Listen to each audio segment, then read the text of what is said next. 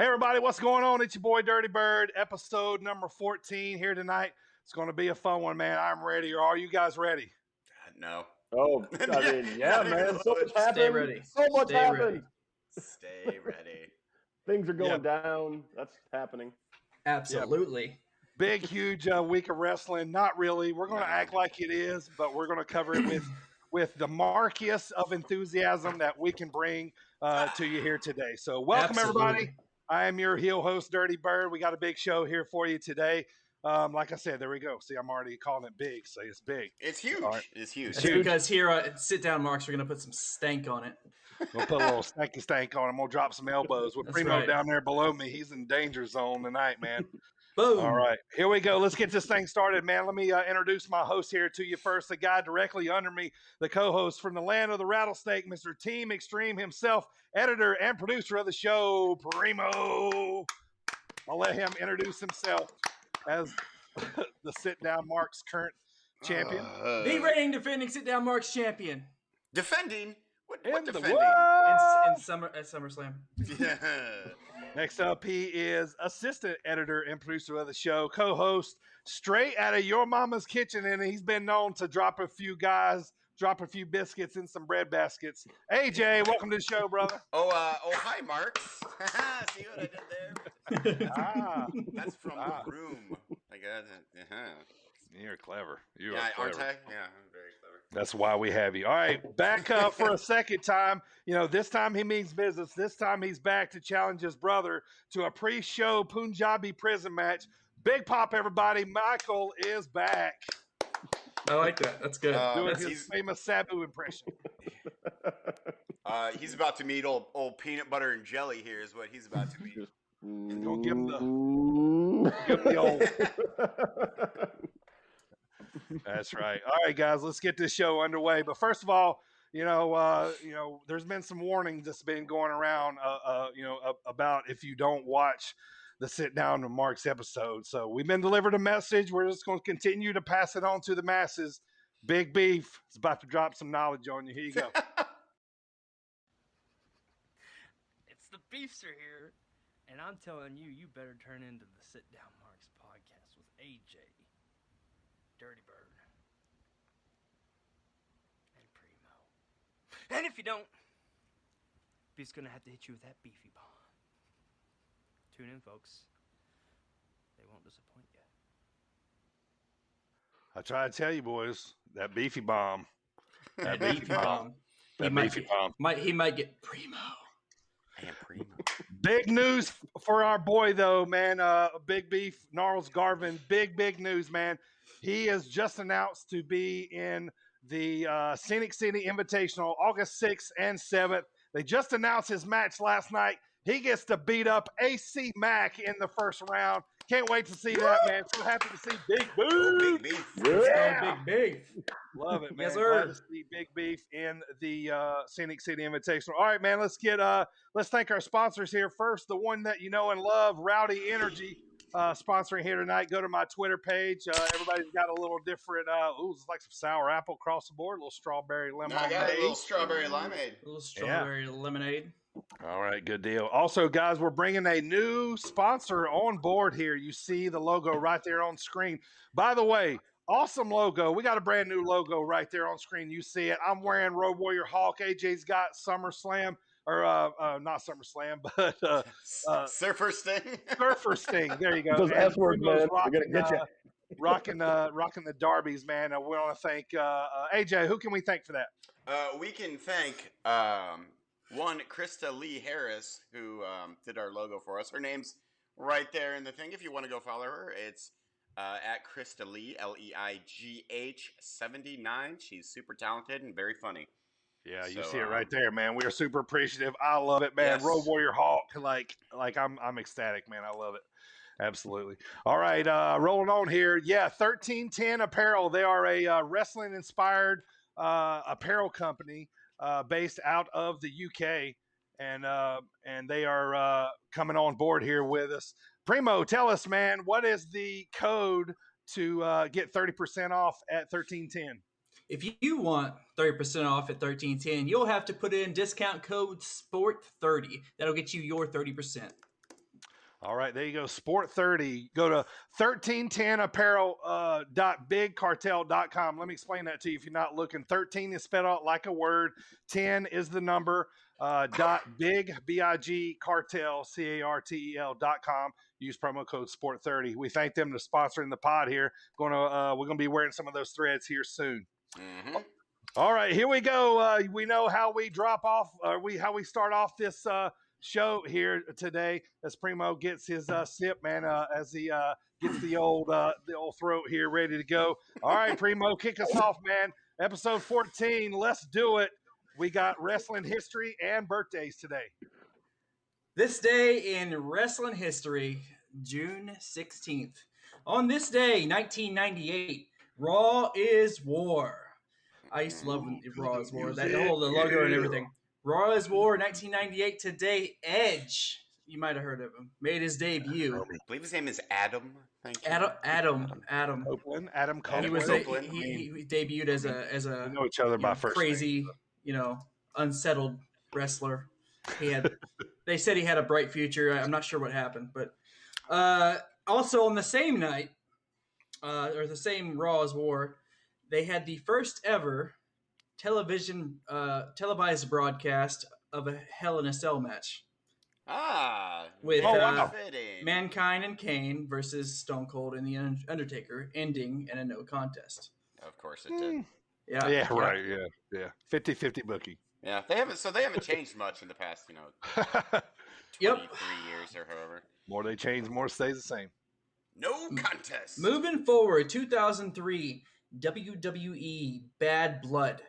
It was the first ever brand exclusive pay-per-view. So after they originally did the brand splits, this was the first Monday Night Raw exclusive pay-per-view. So WWE Bad Blood, the main event was Triple H versus Kevin Nash in a Hell in a Cell match. Time to play the game! With special guest referee Mick Foley, where obviously Triple H retained his title. That was that run where Triple H held that heavyweight championship, I swear, forever.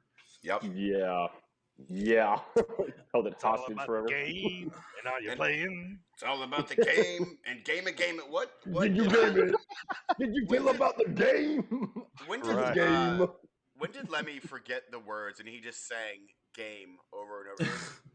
It was one of the WrestleManias where he was it was one of his big entrances, Yeah. It's when he did like the live one. So is it when Triple H gets on the stage with him and starts like dancing? Yeah. Lemmy. Let's move forward 10 years. WWE Payback 2013 at the All-State Arena. Woo! Mm-hmm. Yeah, I've heard of that place. This card included Curtis Axel winning the Intercontinental Championship, AJ Lee winning the Divas Championship, Dean Ambrose retaining the U.S. Championship, Alberto Del Rio getting the World Heavyweight Championship off of Dolph Ziggler, CM Punk defeating Chris Jericho after his first match from his loss to Undertaker at WrestleMania, and John Cena defeating Ryback in 3 stages of hell to retain the WWE title.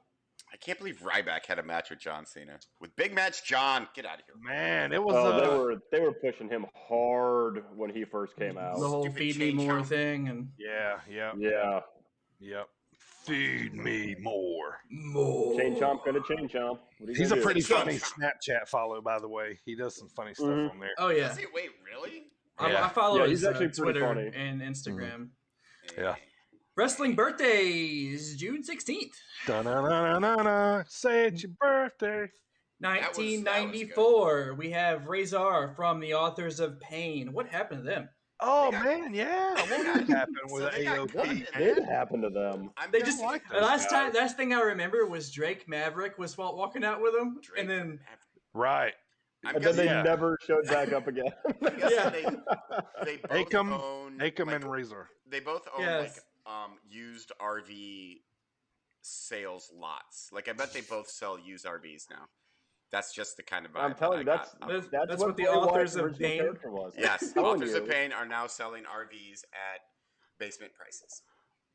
What would the name? Hang on. What would the name of the RV place be called if AOP owned it? Winnepango. I can't think of anything appropriate. That's it. Shut her down. That's it. Oh, perfect. Perfect. This is why I was you're trying a to guest. come up with something clever.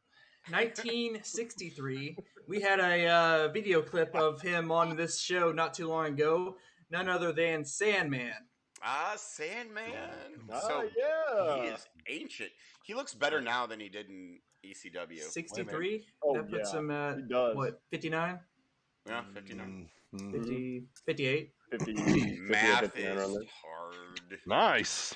1959, last birthday of the day. We talked about him recently too. The Ultimate Warrior. When the powers collide and the forces come down and the earth starts to shake, then you will know that the power of the warrior is inside of you.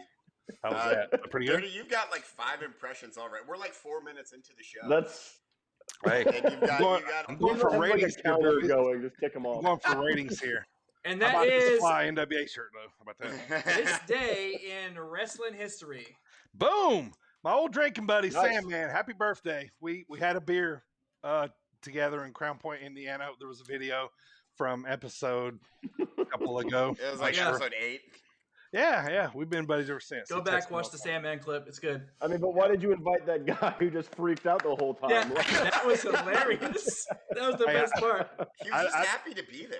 Man, like the funny part about it was if you I can't remember, maybe we can look what episode it was. If you can go back and look, what cracks me up about that whole video is as the music starts to get faster, it's like dun, dun, dun. He starts faster. He's faster with it. Yeah, That's oh, what yeah. cracks me up He's every going time, nuts. man. That dude is Mark. Yes, he is a smelly mark. God bless him. All right, so that will wrap it up, man. that Welcome Mark. to the show, everybody. Today we're going to talk about recaps of what happened in the previous week. We're going to talk about our top 3 favorite Money in the Bank pay-per-views all time. I don't think they're going to be a little different because, 3, 4 of them kind of stand out amongst all of them, I think. So we'll see how that one shakes out. So. And then, we're going to recap the show or the week. We got a discussion to talk about. Michael is here to help us to kind of somewhat make this last week a little bit interesting. So, but first of all, guys, you see it. I'm going to try my best. First of all, you see it right there on the screen. I want to thank everyone listening on iHeartRadio, Spotify, Google Podcasts, Stitcher, TuneIn Radio, Apple Podcasts, and on Sportinarium.com. Online radio every Friday at 7:15, right after the Thomas Bryce Show. Man, I love Fridays. I love listening to us on Sportinarium.com. I do too. We're so happy to be there, man. I'm such a mark for our show. I know. I like mark out to ourselves. I'm like, it's a good wrestling show. Look at us go. Doing things. Awesome, man. Awesome. All right. Well, let's get this really sad week of wrestling underway here, but we'll try to make it as interesting as possible. Looks like I'm up first with Impact and the Indies. I'm gonna cover those for you because AEW is still running on Friday nights as of right now because of NBA playoffs, so everything's a little backwards. So Impact is up first. So. All right, guys. Impact. This is the go-home show for Against All Odds. Now, historically, Impact go-home shows are pretty lousy. Nothing really happens too much, and this one falls in line with all of those. So, quick little note. The big thing about the show was Tony Khan was going to be there, so he's there. They basically come to the conclusion that Sami Callihan is going to get the winner of Moose versus Omega at Slammiversary is where that match will be taken. But Moose and Omega were wrestling this past Saturday night at Against All Odds. So what they do in the meantime is Scott D'Amore says that Callihan needs to stay ready, so he's going to put him in a tag team match against the Good Brothers at Against All Odds, and he can have any partner that he chooses. Enter Tommy Dreamer. No. Tommy Dreamer becomes I can't feel my feet. Sammy's partner. He becomes Sammy's partner, so they're going to be partners. Next kind of storyline that's going on was Havoc and Rosemary they're slowly adding Havoc to Decay. So it looks like this is a slow build to Decay. We had another Macklin promo. This one was a little more of was just to recap. Macklin used to be in the Forgotten Sons in WWE with Jackson Riker and can't remember the other guy's name. Anyway, so he is on Impact now, and this promo was a little more of a soldier gimmick. I mean, it's not a gimmick for him; he's a real soldier. But like that's what he was portraying, like never leaving a brother behind. Protecting at all costs, that kind of deal. So it was a very kind of it was a good promo. I thought he really worked it over pretty well and got the message across. So he hasn't even touched the ring yet. So and then right before the main event, Joe Doring and Eddie Edwards battle. This is the warm-up match between Doring and Kojima. So Kojima comes up, they run Violent by Design out of the ring, and that is the gist basically of the show heading into the main event. Main event: Morrissey versus Willie Mack. Chocolate Thunder, if you will. Chocolate Thunder, if you will. Always love Willie Mack. He comes out with the pick in his hair, and he just kind of stops and he grabs the pick, pops a little pick out, and sticks it back in and walks. Yeah. It's so funny, man. It's so simple but funny. It is. So anyway, so they basically beat the crap out of each other. It's a very stiff match. Morrissey is really showing a nasty side in this match. Chair shots. Basically, it disqualifies. Basically, this is just the lead up to Morrissey versus Swan at Against All Odds. So, basically that's it. Swan hits Morrissey with a big chair shot across the back. It kind of made me go. It sounded nasty. Yeah, like it felt like it hit spine or something. It sounded a little. It sounded a little off. Yeah. So, but anyway, that was the go home show. Like I said, not much happened. They still basically pumped up Moose versus Omega. So, which I'm looking forward to. Moose versus Omega. Yeah, it was. Real quick, when they hit that chair shot, did he do the back roll where he put arms up on his back? Well, he was Morrissey was getting out of the ring, so Swan was coming across the ring. So it was almost like as he turned around to jump off of the apron, Swan like kind of awkwardly hit him kind of sideways. So yeah, he wasn't quite.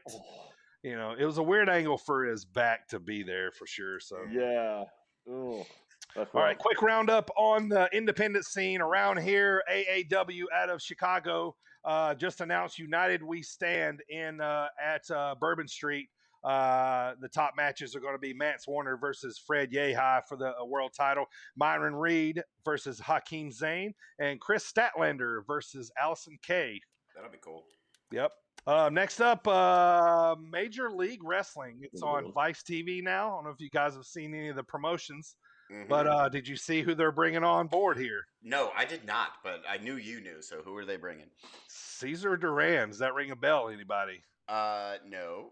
Lucha Underground Caesar. Remember Caesar? Really? The guy?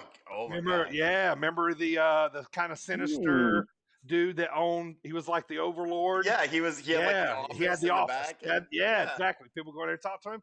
That's who they're bringing in. So that should be a little interesting.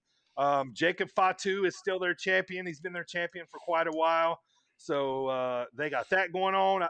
Cesar Duran is coming in July 10th. So they're already starting to pump that up. Cool. Nice. Black Label Pros getting started back up. Their first show is going to be September 3rd and 4th. Actually in Elgin is where they're going to run. Really? Over at Hoffman Estates where they had the big AEW pay-per-view when they kicked it off. All Out. Yeah, the All Out. What it was? Yeah.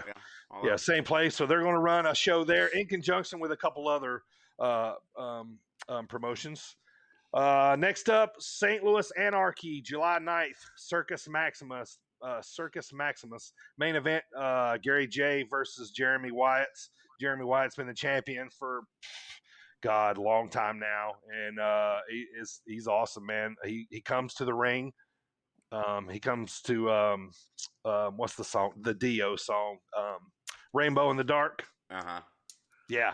So I always get pumped up when he comes. And plus, he wears like a big like boa type gown, and he's a good champion. Gary J, he's the heart and soul of St. Louis Anarchy. He wrestled Warhorse like 50 times last year. Every one of them was great. Wrapping up though, Iron Spirit Pro. I said last time, starting back up, Bloomington, Illinois, July the 30th. PWX out of Charlotte, North Carolina, June the 19th. Heroes and Villains. Guess who is going to be the special guest at PWX June 19th, Primo? Who's that? Your boys, Fin Juice, coming to really? Charlotte, North Carolina. Yes, How about sir. that? That's cool. Yeah, man. They're going to be on the card there down in, I think it's actually in Rock Hill, South Carolina. Not in Charlotte, but that's their next pay-per-view. And then you heard me talk about it earlier, August 6th and 7th, our boy Big Beef is now in the Scenic City Invitational, which is in Red Bank, Tennessee, just right outside of Chattanooga. We are sponsoring a match, defending champion 2019, Daniel Makabe. I'm going to do my best to get him on the pod before the tournament so we can talk to him about what's coming up. He's basically the defending champion. They didn't have the tournament last year because of COVID during the summer. So coming back 2019, he's coming back to defend his title. Nobody's ever won it twice in a row, but Daniel is a technical wizard master. He does a lot of different cool stuff. He loves Daniel Bryan is like one of his big inspirations. So looking forward to that. All right, enough of me talking for now. That is Impact and the kind of roundup on the indies. So next up on the docket, that was Thursday, last Friday, Primo SmackDown. Let's do it. SmackDown last Friday. The show opens up with a replay of the previous week's brutality by Roman Reigns on the Mysterios. It comes back, pans out. He has him and Jay and Heyman sitting backstage in their room. He tells Jay that they owe him. And he starts to talk a little more, and right away, before he can get any more words out, Uso's music hits. Jimmy is head to the ring. Jimmy gets to the ring, says last week was supposed to be a celebration, but they got robbed. He said first by the ref and then by Roman sticking his nose in the Usos' business. Whoops.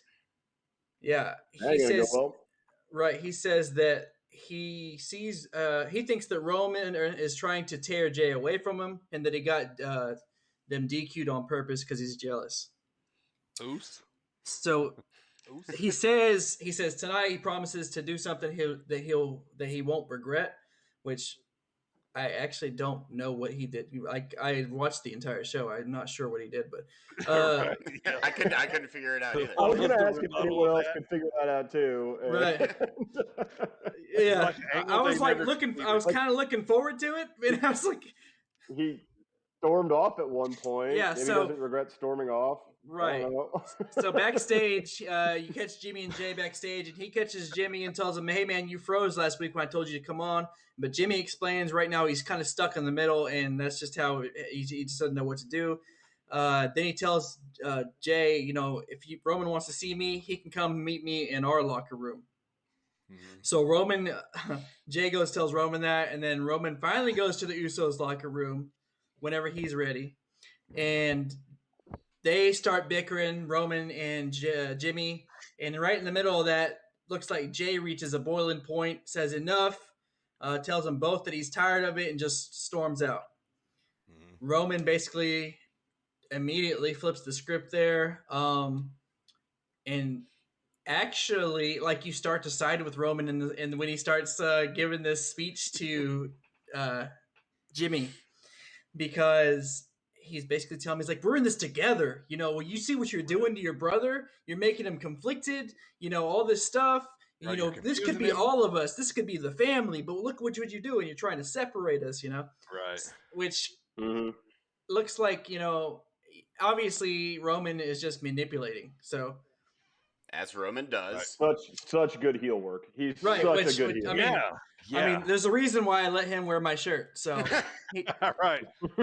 He's heel Roman's the best Roman. Exactly. Heel so Roman needs to be there forever. Well, besides tracksuit Roman, TSR is where TSR. There wasn't any TSR this week. There wasn't. I do like how Jey Uso was like a wounded puppy for most of the episode, which was funny to me. I know he's just like, like shoulder poor slump, Jey head Uso. down, his greasy hair hanging, you know, all the stuff. So, all right, moving on. Quick note, I want to say, this is literally, I wrote that down. Quick note with a little fire beside it. Nice. Those That are fire, notes, right? that fire is just Carmella's entrance. It always looks like she's not facing the way she's really facing. Yeah, when it's like reversed. the curtain drops. I'm gonna have to disagree with you guys. I hate Carmella. I hate Carmella. It will come up later in the pod. I hate Carmella. I mean, I'm strictly talking the entrance. Yeah. Everything the character is so grating. I can't deal with anything she does. I did like FABOLOUS. Like, I'm sure she's a lovely person in real life, but I hate that character. Like, oh my god! Like, no way she put over James Ellsworth. Right. Who would have thought out of the three between her, Enzo, and Cass that she'd be the only one left standing? Oh, right. She'd be the one sticking around. Yeah. As hot as they were, and like, Soft was big, and like, yeah. Enzo was he was already on a borrowed time frame. Like, that dude was. Yeah. He's like a ticking time bomb. Skywalker smack talker. He wasn't even that good on the mic. Like, I still love when he hijacked Survivor Series, man. He was in the front row, like hiding, like behind, like. Yeah, then he like popped up and was like, I know, and he popped up at the wrong time, man. They were doing like the Snickers ads and stuff, like like you can see it in the background, And his hair always killed me with like the leopard. Yeah. All right, moving on. So we have Bailey, and I wouldn't normally put this in here, but there was significant. So we have Bailey hosting Ding Dong Hello with guest. By the way, I want to say, we got Johnny Drip Trip on Raw. Well, on SmackDown, we got the Drip God, Seth Rollins. That's what did he call himself that? What's that? Did he call himself that? Michael Cole and Pat McAfee called him. Yeah. Called Rollins the Drip God? The Drip God. And they already got Johnny Drip over on Raw. Because, Rollins has all the drippiest suits out there, so. He does have very drippy suits. That is true. So anyway. Wait a minute, boys. Define drippy. Because it's like a swag for all the old folks. It's like, I guess it's like swag because this is for people younger than me. I don't say this. See, I thought it meant like literally drippy, like he has like paint drips on his. No, I think it's like. Am I aging myself? I think it's like suits. We're about to sound really dumb to young kids right now, so I'm going to move on from this. Okay, Anyway. So, because his hair is wet, so it drips. He just needs a good towel. It's like a swaggy outfit. What's swaggy? Johnny Dandruff. So he's got like a soggy outfit. Soggy outfit. Johnny Soggy. Is he soggy? Johnny Soggy. What's that, Sonny? I saw the kids anyway, so I don't care. So we have Bailey hosting Ding Dong Hello with the Drip God Seth Rollins, and basically it's like they just like make fun of her laughing at Bianca Belair, and they just laugh together for a while and what he did to Seth Rollins, and then they get a doorbell with the door that's right there. Right. And guess who we get? The return of Cesaro. Oh! Marked out. So, marked out. For you. Yeah. Did they really not notice Cesaro get in the ring? Behind the door?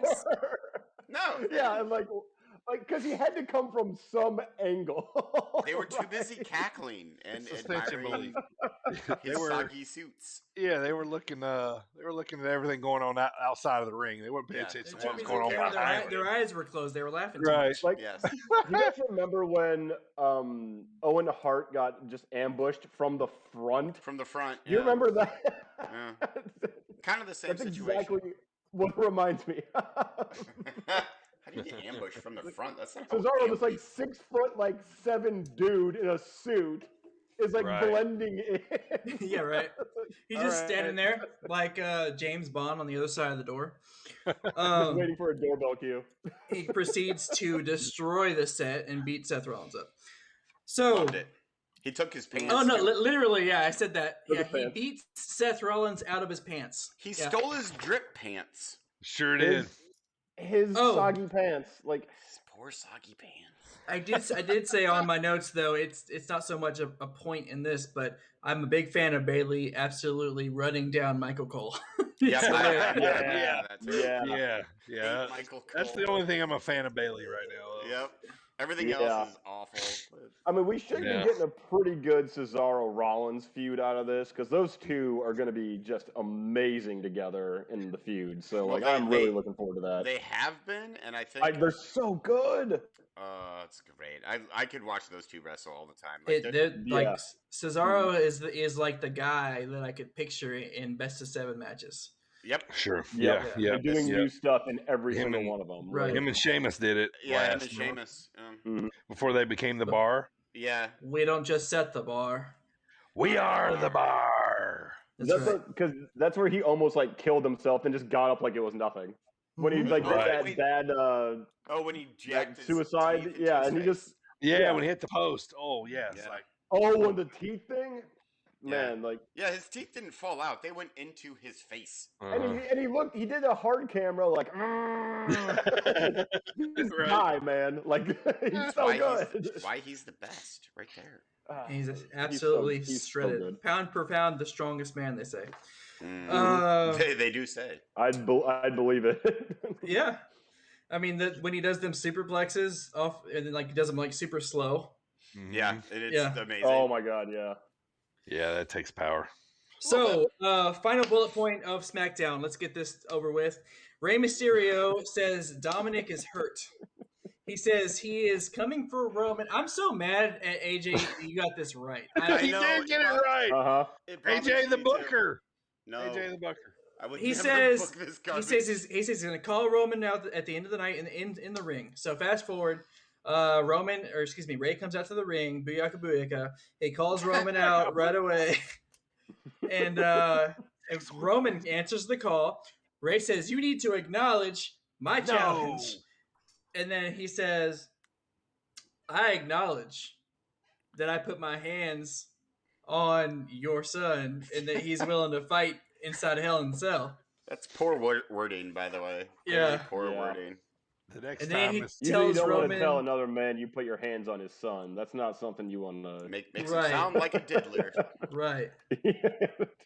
And before Roman can say much else, Ray proceeds to go to Home Run Derby with a kendo stick on Roman. And then right as Roman starts to get the upper hand, out comes Dominic, who's not really hurt, with his own kendo stick. Swerve. No, but then swerve. Roman power bombs Dominic out of the ring, which kills him. It kills him. They had to, yeah, right. I feel like every week they're like, "Welcome to the pros, kid," and see what they can do to him. Yeah, I know. Yeah, see how much they can. During this whole match, I'm going. AJ was right. I hated it. AJ was right. No, I hated it so much. All right, and that's how Raw went off the air with that whole situation. I did put one last note here, short, little, small sentence. Wait for it. All right.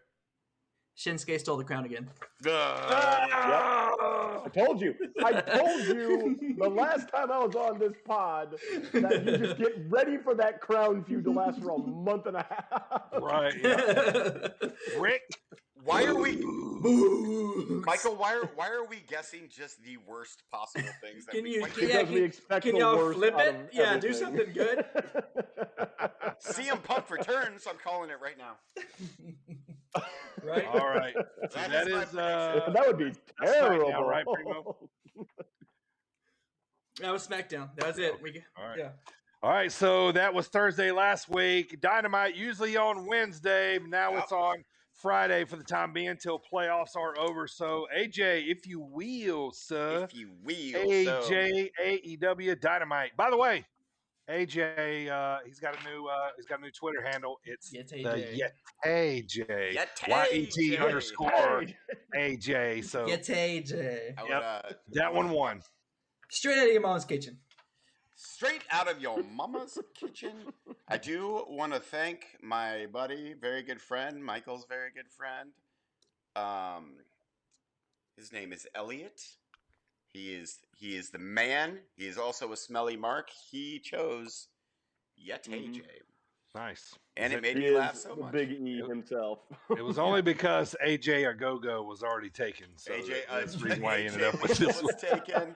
I didn't try A Jabroni. That was next on the list. AJ. Yeah. How can we play off of AJ? What ways?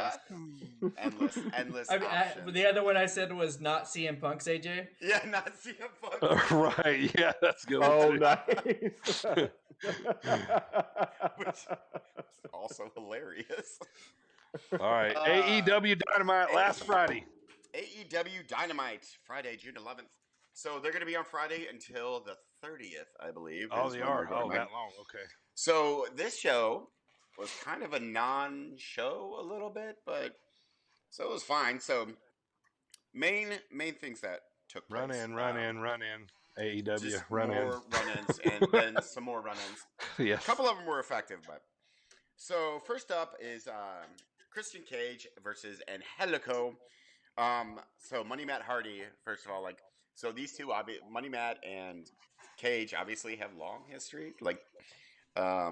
First ever TLC match with the Hardy Boys and Edge and Christian. So they have a history. So it appears that for now the Team Taz feud, thank God, has been dropped for Christian Cage, and it looks like they're going to move into a program with Money Matt. So anyways, Money Matt hires Angelico to fight for him, basically. So it's a match between Christian Cage and Angelico. And so it was a great match. Angelico, I hope he gets pushed more because he's pretty fantastic. Yeah, he's usually tagging with Jack Evans. Yeah, which speaking of Lucha Underground, both those guys were Lucha Underground guys. That's where I first saw him, yeah. There was a great moment in the match where Christian Cage he hisses at Jack Jack Evans was running up to get involved, and Cage was and Jack Evans scampered off. It was wonderful. Why would that intimidate you, Jack Evans?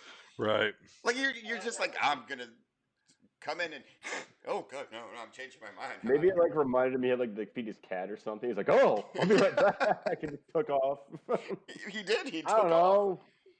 off. So right. The match, so there was another cool moment where this is why they're going to continue this feud with Matt Hardy and Christian Cage. So Cage sets up for the kill switch, and he just stares at Matt Hardy before delivering it, and then gets the 1, 2, 3. Christian Cage, Adam Page, Ethan Page, Brian Cage, Christian Cage. So let me ask you guys something real quick about this. This is something that's always baffled me about Christian's finisher, the kill switch. Besides the top rope entangled double foot stomp, is there a more escapable move than that? Because you just have to pull your hand back out. Yeah, you just have to go. It's nope, not doing it. Sorry, just don't feel like it. Yeah, no. Yeah, really all you remember have to do when Del Rio did the top rope trio woe stomp, and you just have to let go. Just let go. He can't hit you. Right? Yeah. Just one arm let go, and he'll still just bend over a little bit. You're a wrestler. You're flexible. His butt's gonna hit the mat before you face it. Are you saying that Big Show could bend over and escape the devastating kill switch? Can you imagine Big Show taking a kill switch? Yes. Kane would take it on the knee. I know that for a fact. Yeah. Big Show would too, probably. lousy Kane. It's such an unbelievable finisher to me. It's so silly, but yeah, it is. And, like how he Kane. like He's gets really he gets him and he like does the spin around. And yeah, like he does that weird spin. And really they have to stay interlocked. Yeah, together, like all the way around. Yeah, but maybe at just this push point, him. at this point in the match, they're so wrestling. They're so disoriented, and so they're in like their finishing move animation. So like, I don't know if I like can do this sober. Kombat. Yes, so Cage can manipulate them however he wants to hit the kill switch. If you're so out of it that you can be manipulated into that, why doesn't he just push him over and pin him? Where's the flair? Where's the showmanship in that? That doesn't. Or I don't know, DDT. What did he used to do? Who? Cage?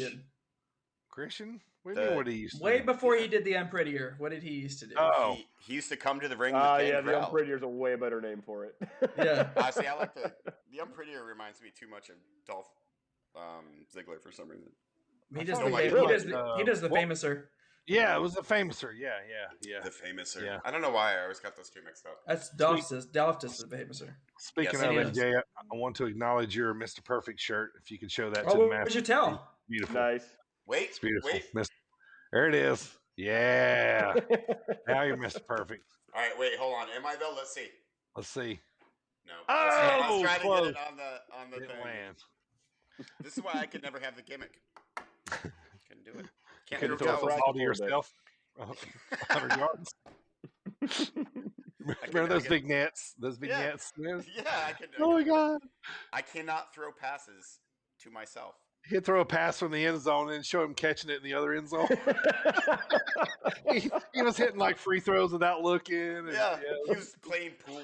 Yeah, he saved I think he saved a cat out of a tree or something. Like I love those vignettes. It's so good.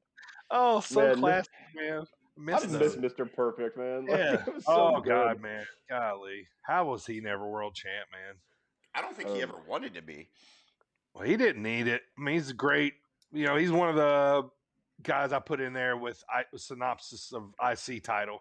You know, very. You know, yeah, that is his belt, basically, the IC title. Right. Like, not you, honky tonk man. You're terrible. Get out of here. Yep. I'm just a honky tonk man. That's a honky tonk man. I'm cocky. I'm cool. I'm bad. I'm bad. Oh, ho, ho. Honky tonk man. Yeah. Guess what, fellas? We've gone off the rails during the We have. AEW ended up going to every perfect. time.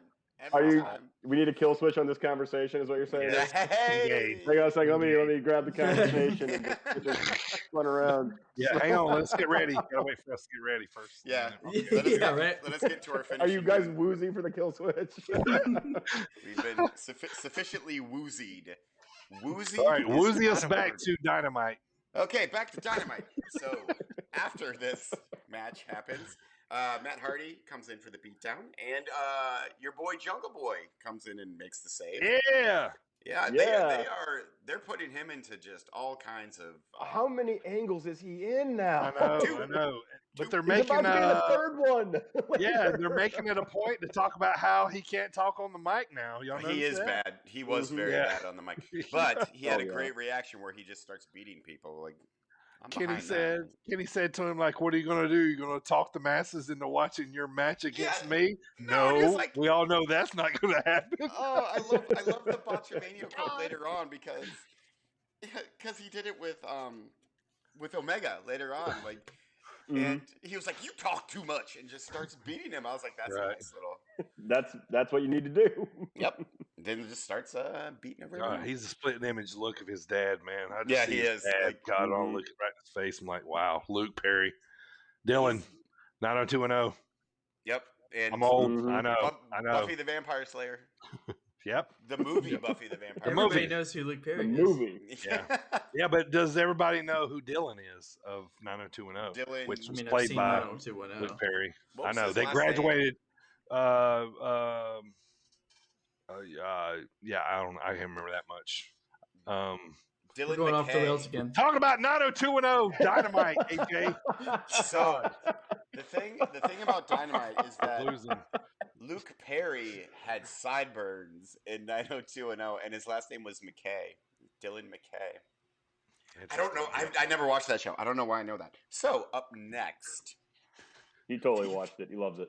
Moving on. Coming soon, 90210 podcast featuring AJ and Dirty Bird. Like, I moved the camera over to avoid all my 90210 posters that are hanging on my wall right now. Just kidding. That's Michael Keaton. Yeah. Anyways.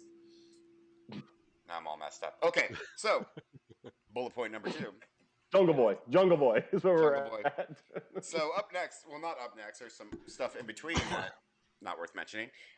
Young Bucks and Brandon Cutler versus Penta, Pac, and Eddie Kingston. Which I love how the Bucks treat Brandon Cutler. They treat him like garbage. Like, I don't know if you guys are like they're the best heels. Like, I don't know if you guys follow the Bucks on Twitter, but all they do is like. Of course we do. All they do is like destroy Brandon Cutler, and then they're like, "Go do our bidding, you jerks." It's so funny. I love how they treat him. They always like every week they're like, "New bio, new profile pic." Yeah. I love their gimmick right now, Nick. The way he walks through the ring, I'm like, I want to like knock this kid out. Like, I know. He is doing such a good job. Yeah, like I love the Bucks, but they're making me hate them because they're doing so good as heels. Man. They're like too good at being heels, but I love them. So this match was just an absolute spot fest, which you come to kind of expect from a Young Bucks match. But there's a story with Pac too, especially. But there's a storyline in the match, which you don't like. You already have like an awesome spot fest, and then you have a story in the match as well, which was. How Pac and Eddie Kingston, they have a history and they don't get along. Mm-hmm. They don't trust each other. They don't like each other. And then also the other storyline in the match was how much Brandon Cutler sucks. Which is just awful. It was great. So like Brandon Cutler, obviously with these, 6 guys in the ring. By the way, I didn't do a Cero Miedo count this week. I stopped at 4, and then I was like, okay, I'm done. Well, that was probably before the song even got turned off. It was like 2. It was 2 at the beginning, and then I counted 2 in the match. I'm like, I'm done counting. Yeah, one time he pulled Pac over there to do it right in front of the, and Pac is standing behind him like sinister looking, Yeah, making a Pac face, which is awesome. Also, Pac did the Young Bucks pose. Did you guys see that? Oh yeah, that was great. It was great. So like like to the surprise of no one, like Cutler took the pin because of course he took the pin. Of course he did. Yeah. And then speaking of running, Frankie Kazarian comes out and continues his elite hunting storyline, which I still like actually. I like that storyline too. Just because I like Frankie Kazarian so much, I like the elite so much. So, but again, it wasn't real. Elite, the elite. So up next, not up next, but the main event features Hangman Page and 10 from the Dark Order versus Brian Cage and Powerhouse Hobbs. First of all, Adam Page. I hate the FTW belt. I hate it. I hate everything about it. Maybe it's because I don't like Taz, but it's kind of like the $1 million belt, man. It's an extra gimmicky belt. It is not. I mean, it's not even on the same level. No, it's not even on the same level. No, but it was FTW. Like it was supposed to be edgy and. It's like the Internet Championship that Zack Ryder came out with. Mm-hmm. Except for letting him bring it on TV. Go away, and I can't get behind Brian Cage. I keep trying to, and I was like, I don't like his chops. I don't, not his like chops, but his sideburns. He's Swolverine, man. He's the Swolverine. He is a roidy Magoo, is what he is, with his big old roid belly, barrel-chested piece of. Brian Cage, that's YET_AJ.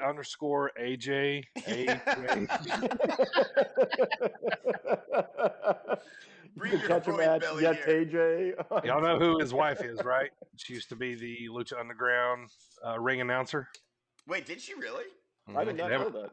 Yeah, they have a baby together. A little girl, I believe.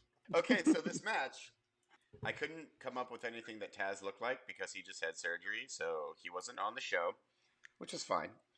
I'm really starting to get behind the Dark Order. Yes, me too. Yeah. Every match they pay tribute to Brody.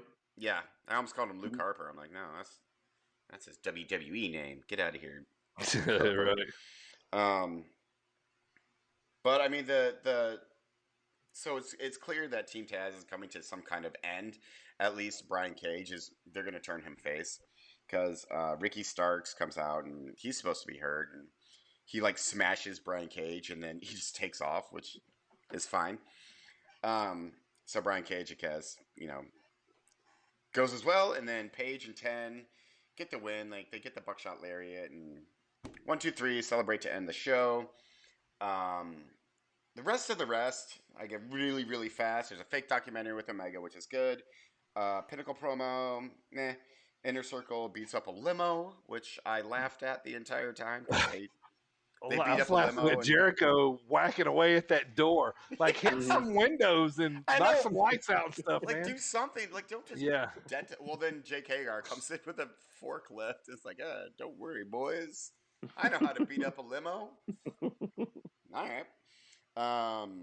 So Darby Allin chooses his tag team partner against Ethan Page and Scorpio Sky, and it will be himself. Sure. Okay. Go for it. Sure, man.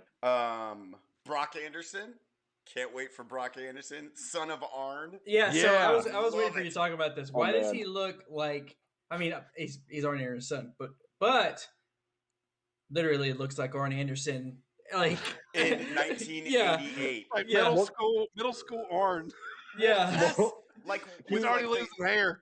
Like the khaki shorts and the tucked-in polo shirt, and the the boat shoes, and he's got the glasses too. He's got the Arn glasses. Oh, I love it so much. But like he looked just like what I thought Arn Anderson's kid would look like if I ever seen him. Exactly. But you could tell he was so happy to have Brock there, man. That was cool. Oh yeah, he was glowing. Arn was so happy, man. He was, I wanted to talk about this more in my bullet points, but I'm like, I'm gonna save it because they're gonna do something with this because there's gonna be a tag match with, or they were talking about a strap match with Brock Anderson and Cody Rhodes and QT Marshall. It's gonna be great.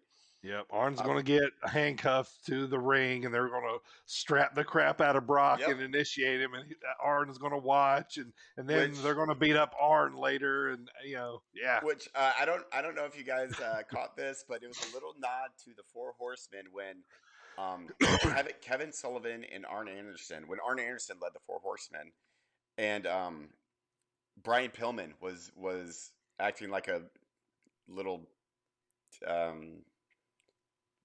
non-gentleman. It's hard not to cuss sometimes. Yes, well said. And Kevin Sullivan takes off his belt and starts whipping Brian Pillman. Yes. And they kind of because QT Marshall took off his belt in this promo and was like going to start whipping Brock Anderson. I'm like, that is AEW is the best at tiny little callbacks like that.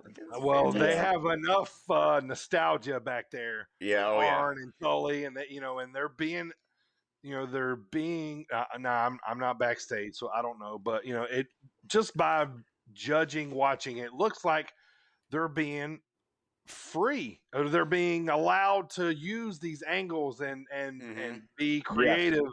Yes. So that's where their mind goes, and you're really seeing it come forward. You know what I'm saying? And I love it.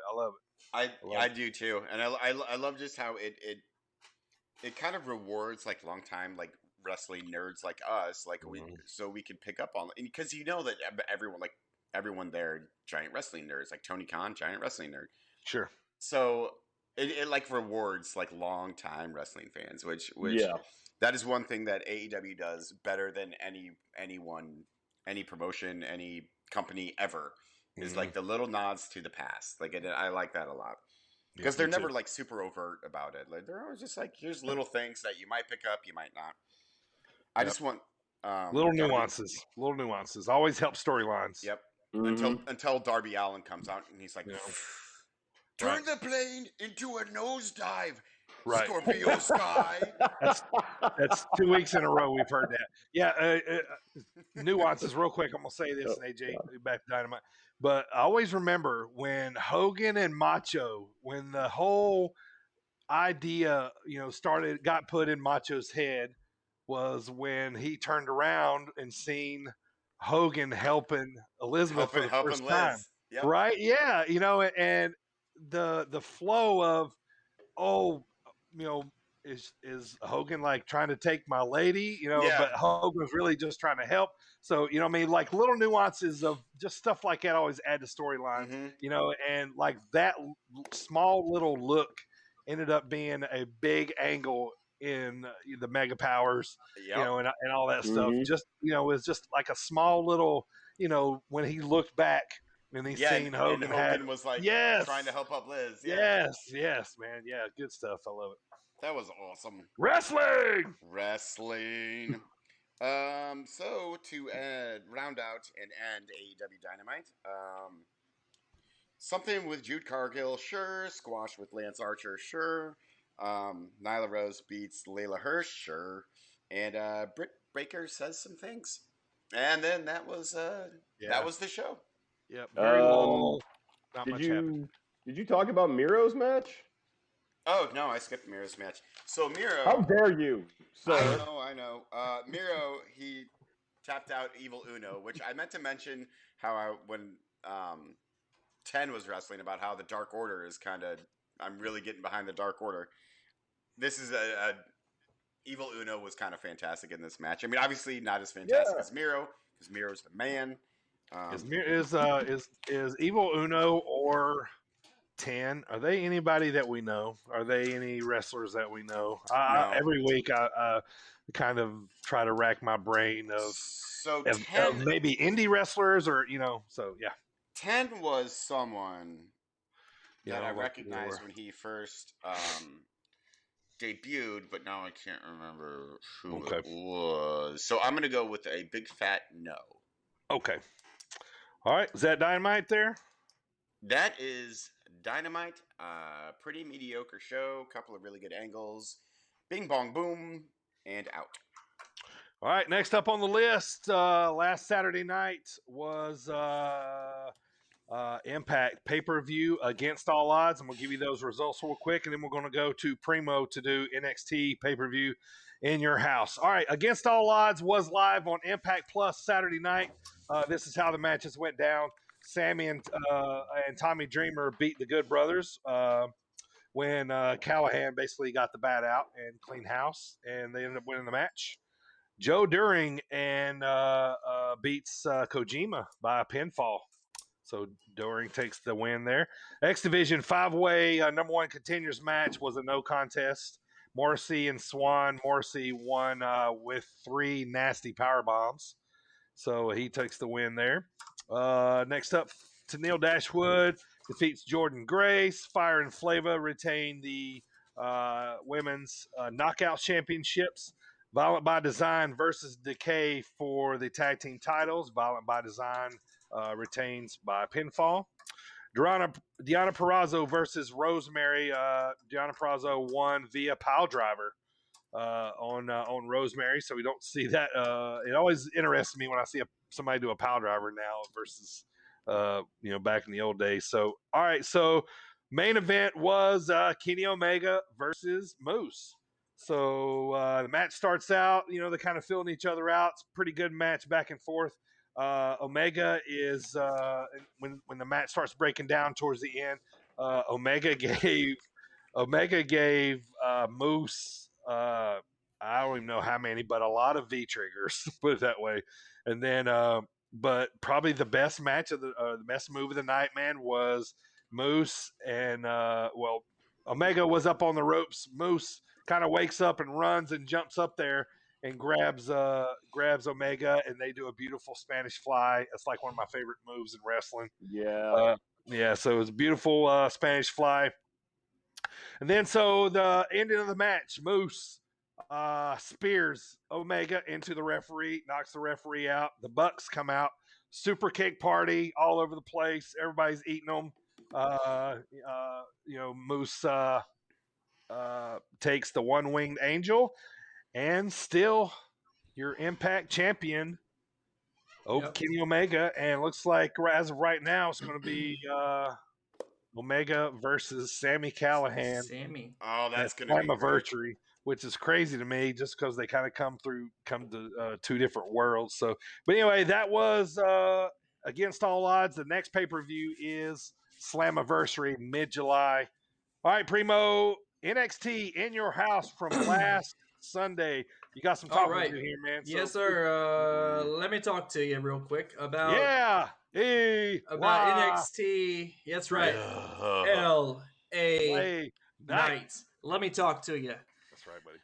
So we got the winner takes all 6-man tag, a tag team match playa.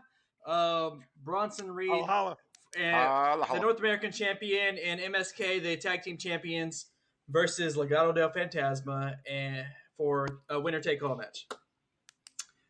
Yeah, it was a good match. I don't have much to say on it other than bless you or excuse. I don't know if that was a sneeze or not. Sneeze or a cough. I couldn't get to the mute button. It's fine. It's fine. Or the old snuff. It just startled me. Primo, you really were like a scared cat. You just went. Oh.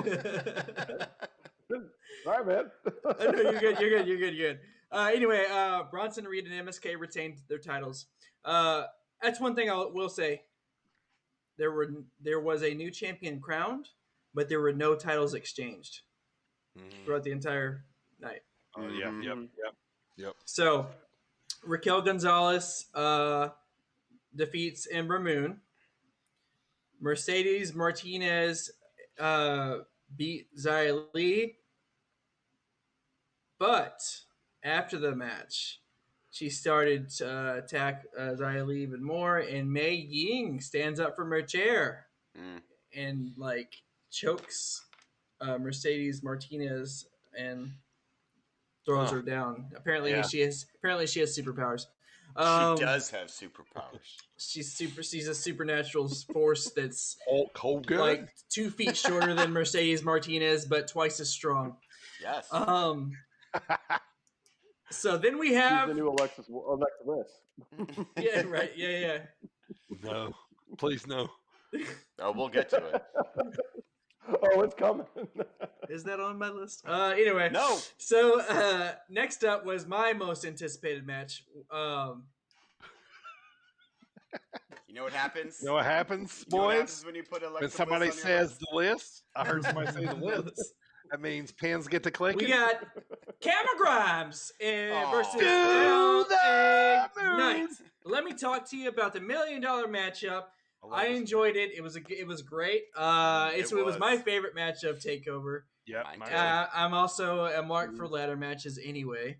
So, and it was cool because the stipulation was whoever wins gets to be the new $1 million champion. They get the actual $1 million championship. Ted DiBiase was there with all of the Brinks security guards he had with him, and so they're looking tough. So anyway, long story short, after a hard fought battle and the final spot of LA Knight pushing the ladder over and Cameron Grimes trust falling onto the ladder that was laid down like a bed behind him. Woof. Those always scare me, but those blind falls,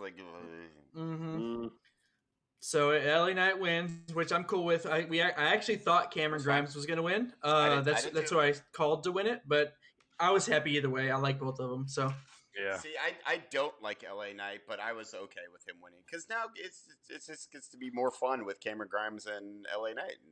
Right. Yeah. Also, that's not over. That's not over. No. Well, we'll get to that. So, is that the original $1 million belt, or is that like a replica? A replica. That's kind of what I was thinking. There's no way, right? Yeah. Like how could they still? It's a replica.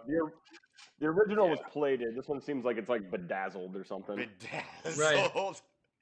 It looks bedazzled. And it's like not meant to. It's not meant to go around the waist, right? Because it only gets thrown over the shoulder. Sure. Yeah. Or gets held like the NWA championship. Right. Yeah. Yep. Okay. Main event: Karrion Kross versus Kyle O'Reilly. Let me tell you this real quick, Primo. you've been asking me. You've been talking about Eli or LA being on those commercials, right?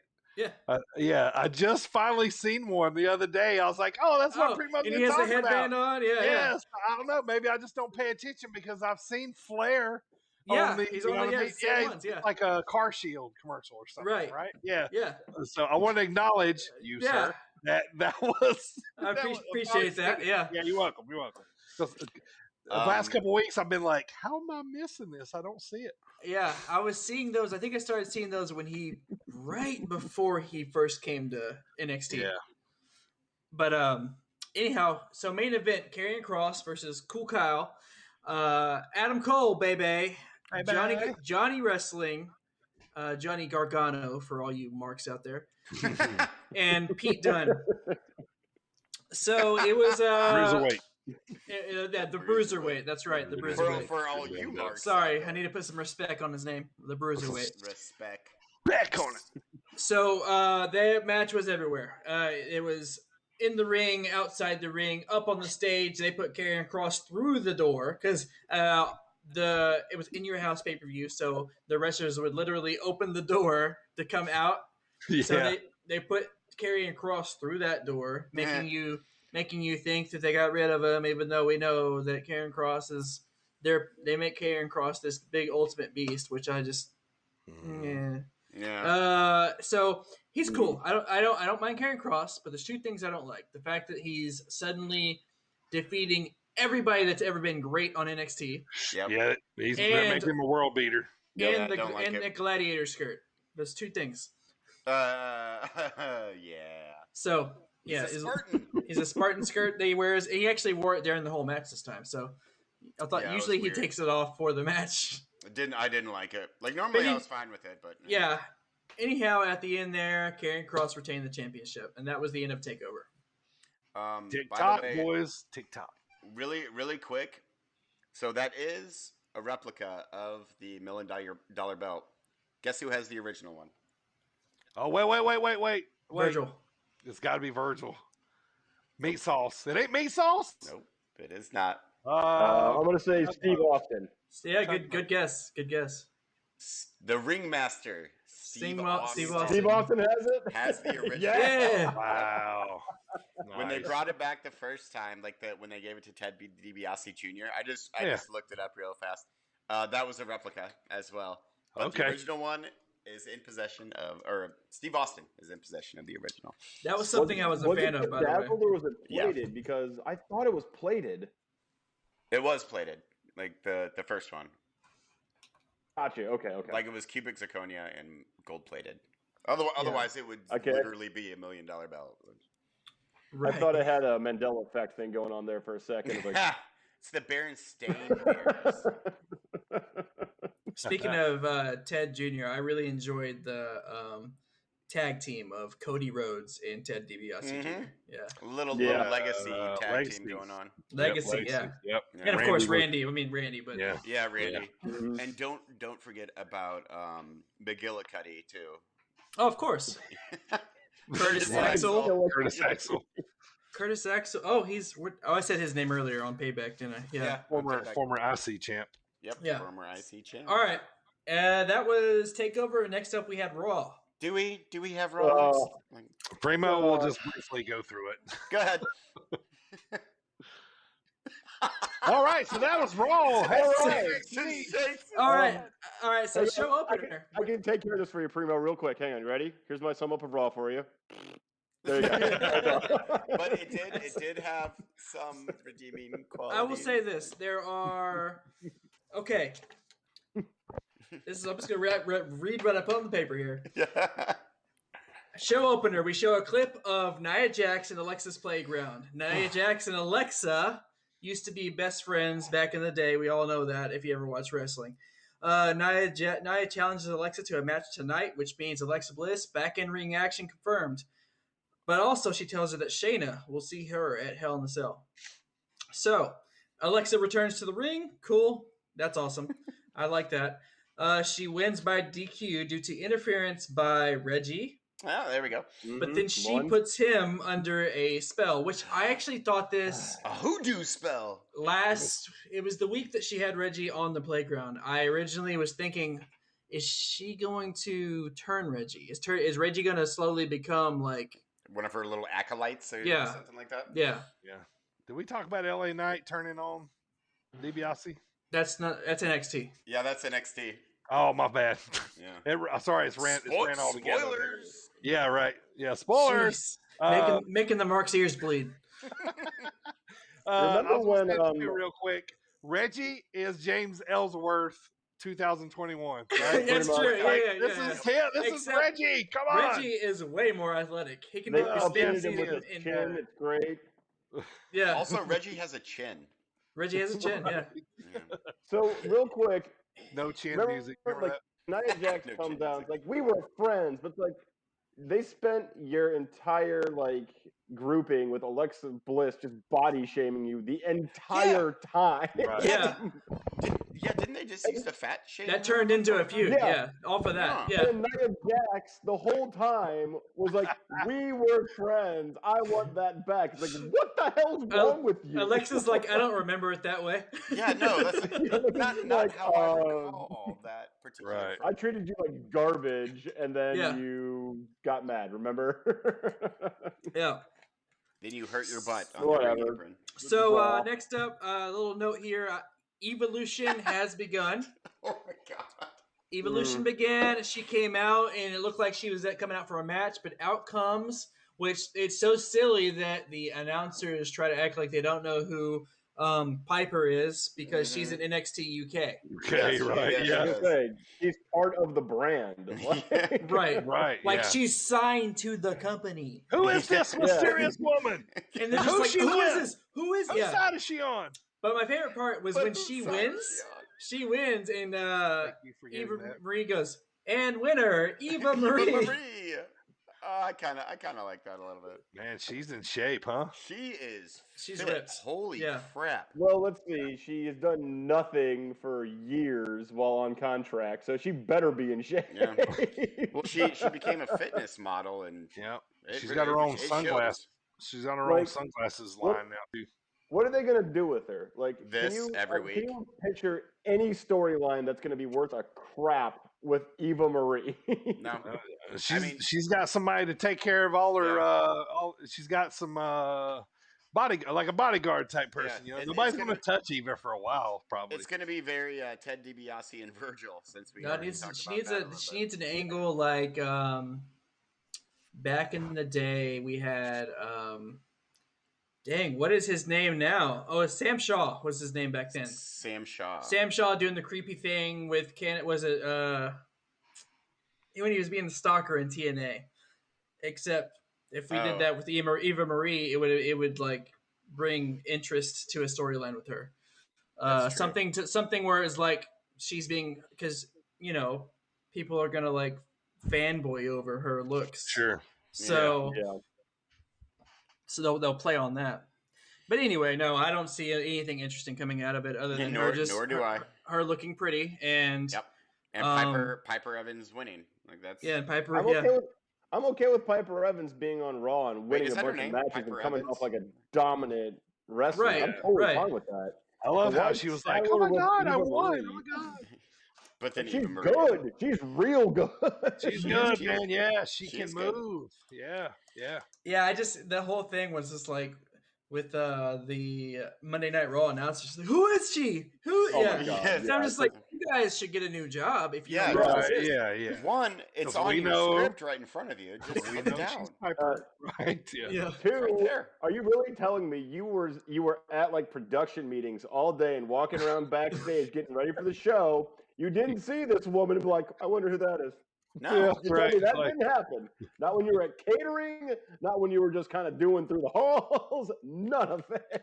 Nope, she was hiding the entire time. All right, so last little thing, and I'm only going to talk about it because I have to talk about RK Bro every week. Honestly, there wasn't a whole lot to do with RK Bro this on Monday, which probably was why Monday sucked even worse. Yeah. So RK Bro defeats New Day, so that's good. but Randy still won't do the pose with Riddle yet. I do Not yet. so. Riddle's so amped up about the win. He grabs Randy's hand. He has it up in the air the whole time. Randy's looking like I swear the whole time Randy is with Riddle, he is this close to snapping on him. Yep. Like he wants to kill him. Entire time. It's like he wants to kill him. Like I hate you, little brother. He's like every time he's with him, he looks like he is just a hairline from just absolutely ripping Riddle to shreds. Yep. But which he will eventually do. Right. And then yeah. There's going to be a big blow off. Later. And then I also put in there. Speaking of New Day, he had MVP chirping in Kofi's ear again about telling him he's wasting his time with Xavier. So that's basically Raw. He's telling the former WWE champion and longest running tag champ in history that he's wasting his time. Yeah. What the hell are you talking about? And also, he's like, you want to wonder why you haven't been been WWE champion again? I'm like, that wasn't that long ago. Yeah, no, that was a year ago, right? Yeah, that was a little over a year ago. Yeah, it was at WrestleMania before last. Yeah, it sounded like it was at the start of his career, like 10 years ago. Like it's not right. recent. The only one other thing I want to say real quick is, what are they doing with my boy Jeff?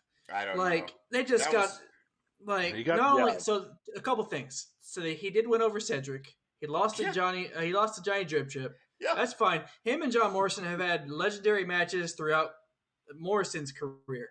Yeah. They fought over the IC title several times, stuff like that. Ladder matches, all works. But I also want to say, I think he lost last week, and then I also saw a commercial that he was on Main Event. Yeah, he was on Jeff Hardy is on Main Event. Is that still a thing, Main Event? Oh yeah, yeah. Main It's event. only on it's only on Peacock. Primo's point, Bird. Right. Yeah. Is that still a thing? Former world champion, WWE champion, one of the best tag team wrestlers in the entire history of wrestling, and you're putting it on Main Event. On a Main Event, yeah. With and he's jobbing to new guys, but and you got Screechy Cedric coming out, but he did win over Cedric, so he did, yes. But all right, my rant's over. Raw's done. We're done. We can move on. Thank you. No more Raw for another week. NXT from last night, probably the best show, and it really wasn't even that good. It was okay. Yeah. But it was the best show out of the it was the best show across all promotions. It was, including the pay-per-view, I might add, including In Your House. All right, Primo, NXT, man, and let's get to the dropkick discussion. All right, man. Let's real quick. Show opens up. Okay, reverse back to TakeOver. One thing I didn't say, the very last thing that showed before they went off the air was Regal talking about how the chaos needs to end, and he's got basically a solution to all this. Sure. Fast forward to now. A show opens up with him coming out to the ring. Basically, they're saying all sorts of changes are going to take place. The announcers, Beth and Bad News Barrett, they're like, I wonder what's gonna happen. I'm afraid of it. William Regal comes out. Why does he come out to no music, by the way? Because he's too much of a Regal man. needs no music. He needs the it normally does. If you up on the screen, like they were showing his package. His graphic, I saw the graphic. Yeah. He just has that deep bass music that he has. Yeah. Anyway, he gives an emotional speech where he's crying and he's talking about his NXT journey and how hard he's worked and how he's helped bring the company to where it is today. He says that with all the chaos that's been going on, he's giving everything that he could, but he doesn't think he's capable of giving it to NXT anymore, and he believes that NXT deserves better.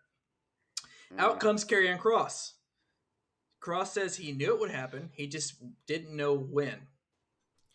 Then he calls Regal pathetic. He tells him that he tells Regal, he says, say I was right, and that and just leave and never come back. So he starts basically getting in Regal's face about it and shouting at him.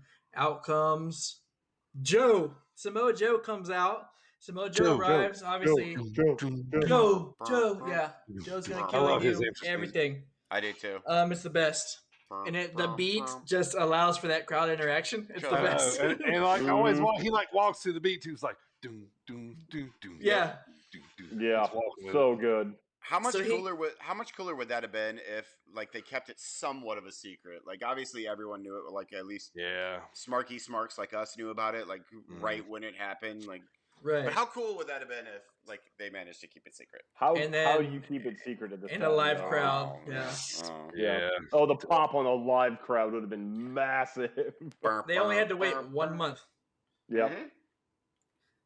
Anyhow, so Joe comes out, says Regal says that he would like Samoa Joe. He's going to step down and let Joe be the new GM of NXT. Joe says absolutely not. Yeah. Yep. I love that. Cool. I love that. Just nope. Yeah. And he says, however, he will be happy to make sure that Regal receives the respect he deserves. And then he immediately goes to work and says, that brings me to you. What are you still doing in this ring? Talking to Karrion Kross. And Karrion bounces. Karrion's like, all right, bro. And just leaves. Yeah, so good. Yeah. So which obviously that put a little seriousness behind it. Put a little weight behind Samoa Joe there. Yeah. And then backstage, you see some chaos immediately between Cole and Cool Kyle. I no longer call him Kyle O'Reilly. Yeah, no, it's Cool Kyle. Cool Kyle. Cool Kyle and Cole, they're backstage brawling, being separated by Rent-A-Cops, and basically what happens is Regal's like, oh, we're gonna sell this with an unsanctioned match and at Great American Bash. I need your answer. Give me an answer. Adam Cole doesn't give him an answer. He pushes past Samoa Joe. Oh, that's one of the. So I didn't say that, but Samoa Joe is under the same rules that Stone Cold was under back in the day, where he is allowed to enforce he cannot touch superstars unless provoked. Yeah, unless they get him first. I like this. I love this angle and gimmicks so much. Right, and that was what Sheriff Stone Cold used to do back in the day. Yep. So basically, Adam Cole pushes back past Samoa Joe to get to Kyle, and just Joe puts him to sleep immediately. He takes off his jacket quickly and just puts him to sleep. It was so cool. It was so fun, yeah. He put him to sleep, and he tells the security guards, he goes, when he wakes up, tell him Mr. Regal expects his answer. Right. It's so good. It's so good. Yeah, so that was the one big thing. I'm only going to talk about one other big thing. $1 Million Man Ted DiBiase came out to the ring. He says he finally found someone worthy of being the new $1 Million champion. After a video package shown of LA Knight, out comes the new $1 Million champion himself, LA Knight. Let me talk to you. He arrives in his Corvette and walks to the ring with his music already going.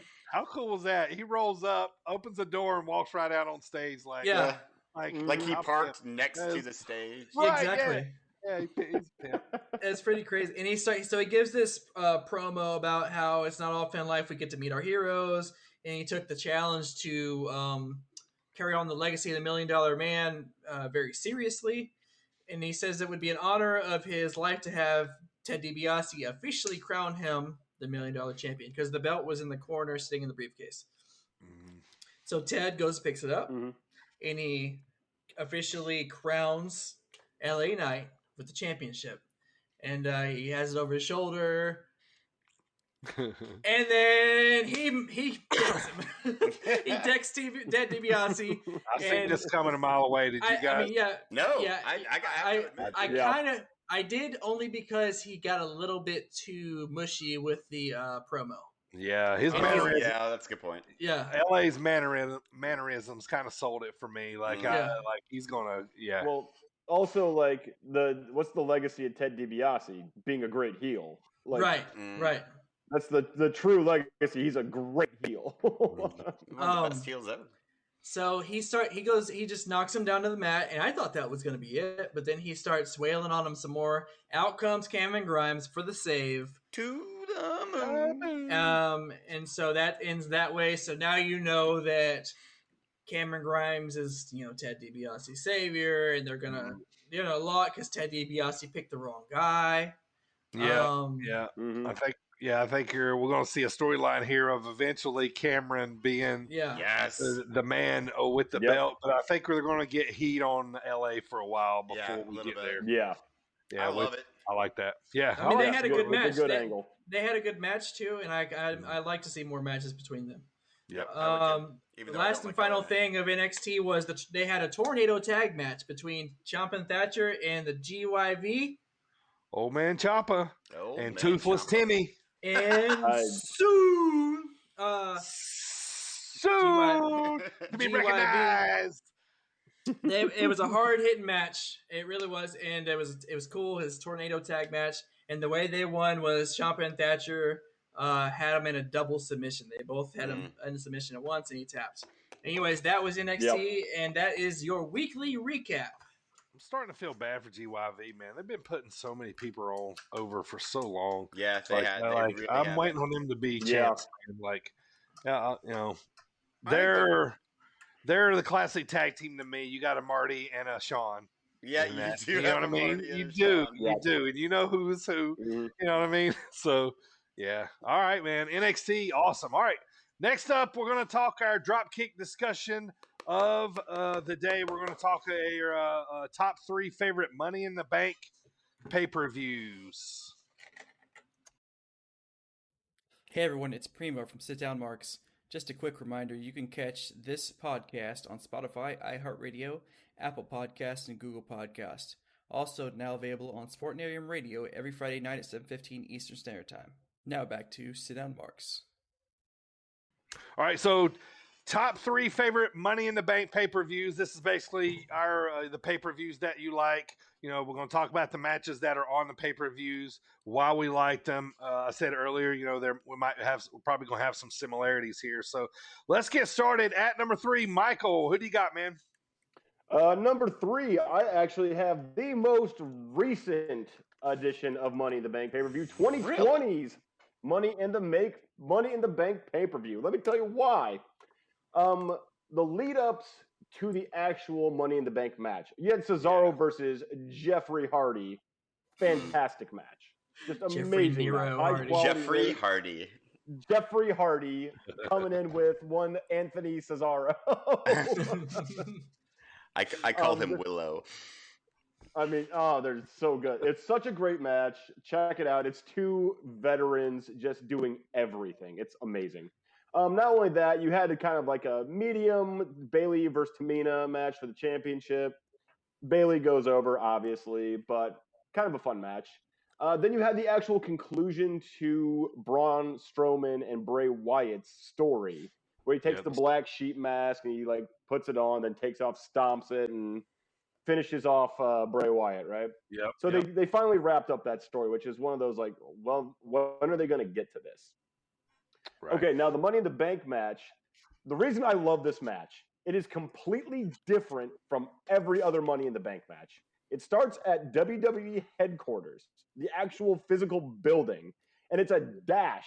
At the same time, the men's and women's match are happening at the same time. Yeah. They start at different places, but they have to run through the entire building to the roof to get to the ladders.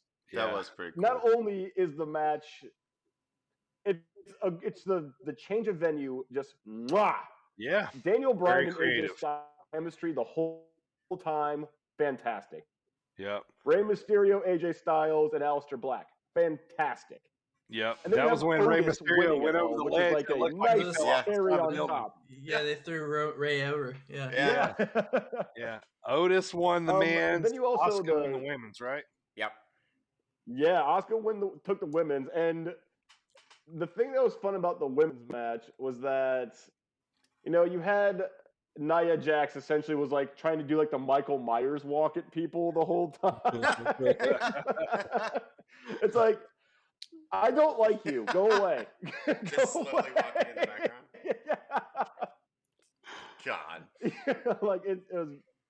But Asuka starts it off by doing a dive off the platform where the elevators are at. Takes everyone out, it scrambles to the elevators and just rides up. It's great. Rides up, yeah. This ended up being the night after is when Becky gave Asuka the belt. Yeah. Yep. And she was like, baby? Yep. I love that. Yep. Yeah. God, it wasn't long ago. Number 3, 2020. Okay. Modern wrestling usually not great, but that pay-per-view is fantastic. I mean, they made something out of nothing. Yeah, because that was COVID era, and they did something there. Yeah, they had to come up with something, and they did a good job with what they. It was creative. Brother Love makes an appearance in it, which is great. Right? Yeah. Yeah. Boogeyman. Yeah. Yep. Like, all right. Daniel Bryan and AJ Styles are fighting in Vince McMahon's office at one point. And he looks disappointed at them, and that's it. Right. Yeah. I liked what they, different angles and stories they did with this. All right, Primo. What about you? Number 3. I have 2014. There's 2 ladder matches there. We got one for the briefcase. And one for the vacated WWE Championship. It was vacated because Daniel Bryan was injured. And this is the Money in the Bank where Rollins won. Yep. And he went on to WrestleMania to get his first title. Yep. So it's historical in that right. John Cena won another WWE Championship. Okay. Yep. And 2 big matches on that pay-per-view too. What's that? There was 2 big matches on that pay-per-view too. I have the one that I have was Usos. Yes. Versus the Wyatts. Yep. And then another one was Rusev and Big E. Yep. Those are the 2 I was talking about. Yep. This was kind of Big E's coming out. Kind of, this dude's legit. Yeah, like he's actually a thing. Yeah. But that's on my list mostly because of that's what started to propel Seth Rollins. Okay. Yeah, that's a really good AJ, number 3. So my number 3, let's see, check my notes, is Money in the Bank 14 when Seth Rollins wins the Money in the Bank contract and then goes on to cash in at WrestleMania on Roman Reigns and Brock Lesnar. And I chose it because it was the coming out.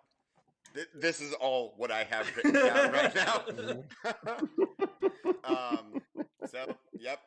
Moving on.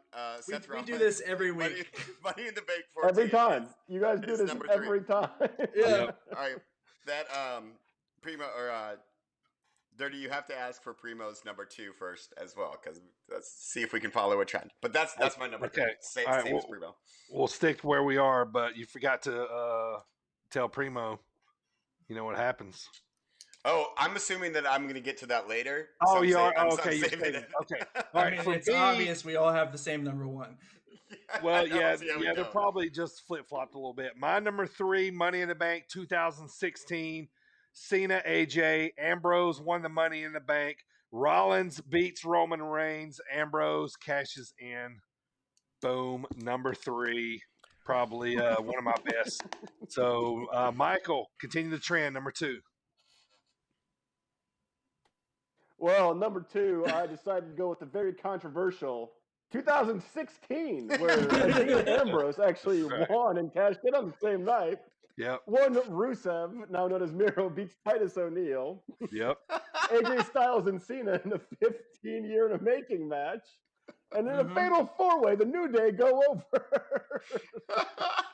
Yeah. All right, Primo, where you at for number 2? Primo has Money in the Bank 2016. And the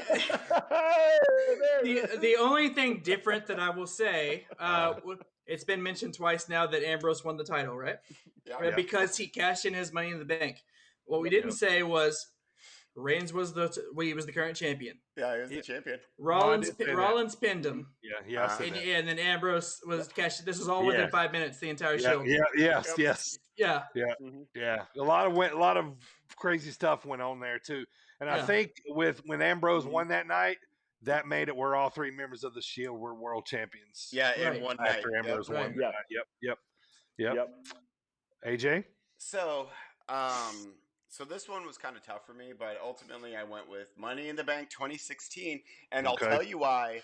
The Golden Truth defeated Breezango. Ooh, that yeah, sneaky, I totally forgot about sneaky that. pay-per-view banger of a match right there. I mean, what else? What else do you need? I mean, Yep.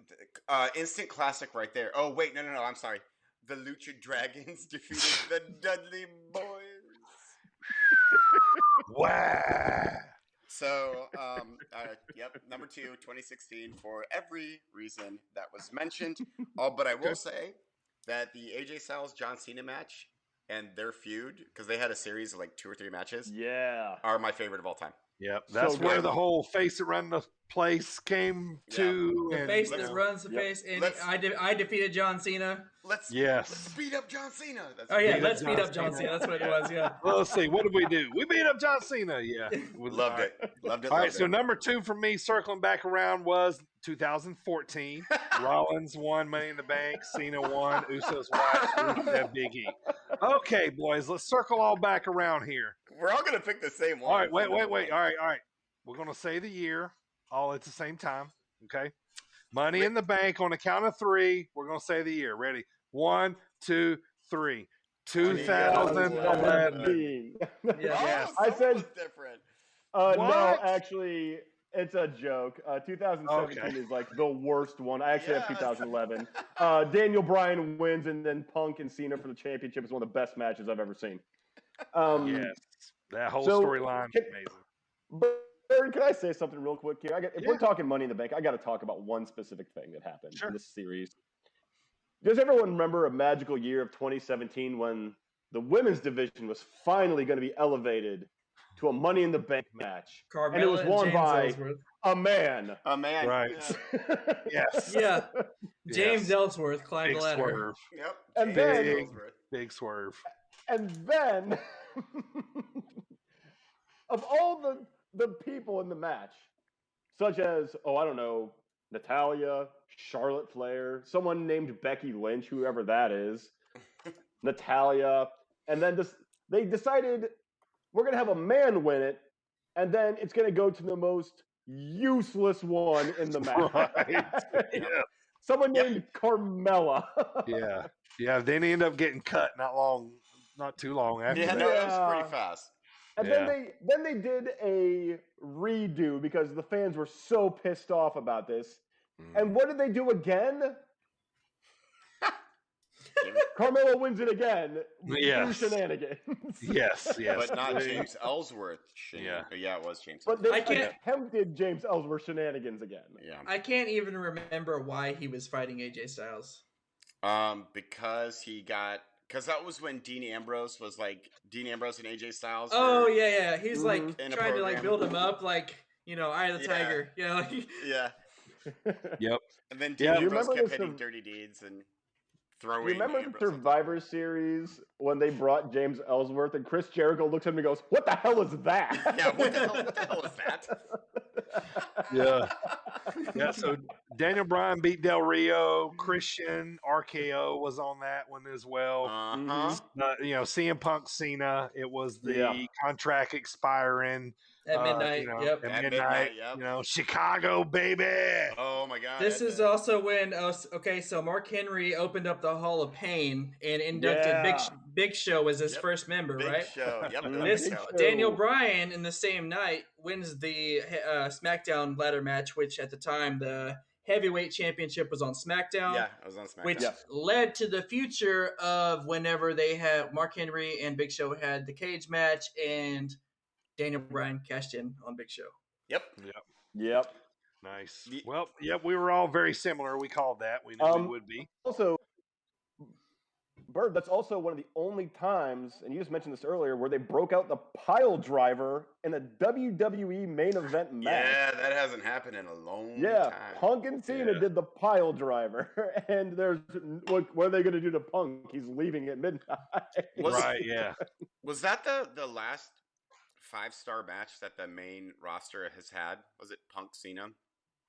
Because I don't know if they've had another 5-star match since. I think it is. Like NXT has had like 4 of them. Like NXT's 3 of them had were in one night. Several of them, yeah.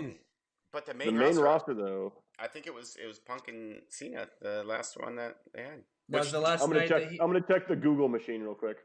That was the last. That was the last night that he used the Kill Switch song. Yeah, it was. That's right. He came back to Cult of Personality. Came back to Cult of Personality. Yes, he did. Oh man, I love that. And then the pipe bomb ended up being later on. Like, that's great. All right, well, that's the Dropkick discussion of the week.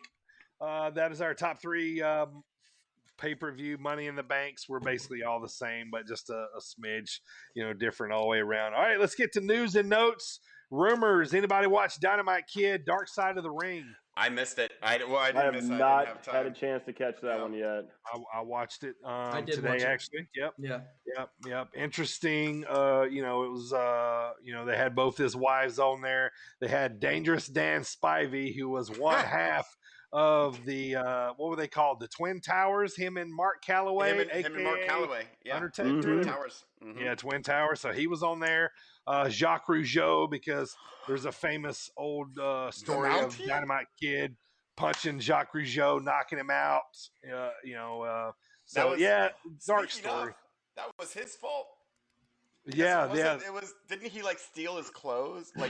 There was a rib going on. Yeah. Kurt Hennig steal the Bulldogs, the British Bulldogs, when they were tag team, stole their clothes and blamed the Rougeau brothers. Yeah. So Dynamite Kid knocked his teeth out.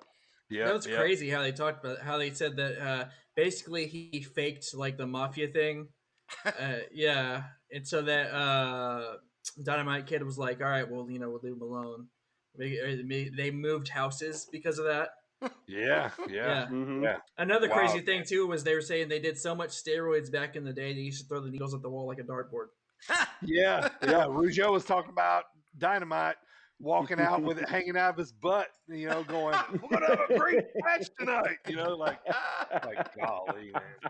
All right, rumors. We seen Samoa Joe show up already. We heard anything about Alistair or Braun? Anybody? I haven't yet, but I mean, you think that it maybe there's a chance Alistair will come back? Yeah, that's the rumor I've heard, is that they're looking to rehire him because they realize that, oh crap. You had him on TV the week prior. Yeah. You're starting a feud with Big E. The only thing I've heard about Braun Strowman is he's charging absurdly high fees to appear on indie promotions. He shaved his beard. Really? He did shave his beard. He looks kind of like a big thumb. Oh, he trimmed it. Yeah, he got rid of the fluff. It's tighter. It's sleek. What do you guys think he ends up? Do you think he goes back to a big promotion, or he just kind of takes a little bit of money on the indies and just bails out? You should just go back to strongman. I called him a big thumb. I don't know, man. I think he's got a big name, but he hasn't got big talent. No. Yeah. I could see him just retiring out early, taking all of the money and just going and living in the country or something. And starting a new used RV. Right, yeah. He's hanging out with Authors of Pain. Yeah. Right. And Bray Wyatt. It's called the Winnepango Express. Just the three of them. Yelling at people walking by to buy the car. Oh my god! Braun flipping over. Best thing in wrestling right now, and why it's RK Bro. It is RK Bro. Because I talk about it every week. They are hilarious. We talk about every time. It's like Riddle's the little annoying dog, and Randy's the big dog. The big aggressive dog that's just Yeah. And everything's so funny because Randy is, he has a great sense of humor when to be able to do all this stuff, to down to making it Riddle zip it and give him the key. Give him the key. Yeah, right. I like how sometimes he'll put it in his boot. Sometimes he'll throw it in the trash, and Riddle's looking for it, panicking. Right. The funny part of me is how Riddle hangs on to every emotion that Randy does. Yes, if he's happy for a second, Riddle goes berserko nuts. Oh my god, he's happy, But if he's mad, he's kind of oh. And every time he goes out to the ring with Randy, he sings his entrance to him. Yep. He's right down there with him on the ring. doing the same thing. Yeah. Just, All right, guys. it's like he's hanging out with his big brother. Yeah, it really is. Yeah. Really, I can't wait to see this elevate and then the blow off later on down the road. Yeah. All right, so we talked about it a little bit earlier. The evolution. You guys interested? Nope. No, or wait and see. Nope. Do not care. I think it's going to be absolute garbage for 2 months, and then she'll get released again. You think that she is just coming in to be a valet for Piper? That was going to be my thing. Like, let's just say, for the sake of saying, Eva is a valet type person. They put Piper with, say, Nia Jax. Oh God! I'm just saying, like valet type. So yeah, I don't know. I mean, I don't know. Apparently she's been training to wrestle, or has continued. So. Has she been training to talk? Because apparently not. Because she's still garbage at talking. Wrestling. Let's not forget the wrestling. Yeah, but hang on, boys. Can we judge that this time though? We haven't seen any of that yet. And she's barely talked and she hasn't wrestled. Eva. Lucia. Yep, we'll see. No, I just get the impression she's just doing this to like build her own brand up, right? Like she's not fully committed. Bamf out again, and then she's gone. If she is though, if she is doing that, I give her full credit. It's good for her if that's what it was. Definitely an interesting debut. All right, getting towards the end of the show here, Primo. Run down Hell in a Cell card for us here real quick. Yeah. And we'll just run around and give quick little predictions of who you think you'll win. Primo's going to read them off. Michael, go first. So I will say this. I was very surprised that there's only 5 matches announced. Yeah, it's a there haven't been many announced right now. Yeah. So far we have, first up, sorry to do this to you, Michael. Alexa Bliss versus Shayna Baszler. Alexa Bliss. Alexa Bliss is a decorated champion. Like, she's so good at it. So plus they're gonna keep doing this like spooky supernatural stuff as long as they can. Hopefully they stop soon. I don't want it to continue, but I think Alexa Bliss is gonna take it. Every week she has more dark stuff around her eyes. It's just gonna be like to the point where she looks like Spawn. And it's just going to be, like, terrible. Or like Venom. Next up, we have Bayley versus Bianca Belair for the SmackDown Women's Championship. I'll take this one. This is Bianca. This is probably, I don't see, they're going to play this on here for a little while. Schmazzy. I said Schnazzy. Like a Schnazzy. Schmazzy finish. What are you trying to say, Dirty? Schmazzy finish at the end, and we continue to move on. Yeah. Yep. Maybe she finally loses at SummerSlam. Yep. Yeah. Next up, the other women's championship: Rhea Ripley versus Charlotte. Charlotte. I'm absolutely. Rhea Ripley has been a crap champion. Same thing with Bianca Belair, though. Like, I think they might be getting cold feet with Rhea Ripley because she's not carrying the brand. Like, so I think they're gonna pull it off. Yeah, SmackDown's given Bianca. I gotta say, I didn't really notice that until you just said it because I'm always skipping past Rhea Ripley. But exactly. But that's. But yeah, no, that makes a lot of sense. Like, she's just not. Point. Yeah. Mm-hmm. Like, they keep going back to Charlotte for a reason, because she can carry the belt and make the championship mean something. That's right. Best of all time. Here's what they need. If they're gonna give her the belt again, let her hold it for like a year and a half, 2 years. Just make it mean something back again. In the day when somebody would hold it for years on end. Yeah. Yeah. Becky's coming back, so they're probably playing that in the storyline too. Yep. What to do with Becky coming back, because as soon as they can run a storyline and get Becky back the belt, it's going back on her. So. Yeah, it's going back to her. If they're going to give Becky back the belt, then keep it on Ripley then no. See, I think Becky needs to beat the big heel, which is Charlotte Flair. Well, I want Charlotte. If Ripley beats Charlotte, then wouldn't Becky be stripped. Well, it depends if she's coming back face or heel, though, right? Oh, Becky can't come back heel. There's no yeah. way. Oh, they'll make her come back heel if they feel like it. Next year, be on Raw. Let me ask you that. I want to see Charlotte Becky for the title. Main event. Rollins returned from having a baby and he was heel still. This is a good point. Yeah. All right, next up. Moving on. AJ, you have to take this one too. Roman Reigns versus Rey Mysterio. So the thinker. So inside Hell in a Cell, by the way. So 619 and new, right? Yep. No, he's not. It's gonna be a schoolboy. That's schoolboy. The roll. Rey Mysterio. Rey Mysterio is he's been developing his new finisher, which is the devastating schoolboy. The surprise roll up from nowhere. At one point, child Dominic is going to fit through the bars to help his father, and then scamper away because that's what children do. They scamper. This is them scampering. I can see him getting murdered a third time by Roman Reigns in Hell in a Cell. It is going to be an absolute squash. Roman Reigns is going to destroy. Let's say very quick. Yeah. Yeah. Why even put it in a Hell in a Cell? Like it'll be a drubbing. Damn cell to come down, then it will for that match finish. All right, final match. For the 60th time, Bobby Lashley versus Drew McIntyre. Inside Hell in a Cell this time, though.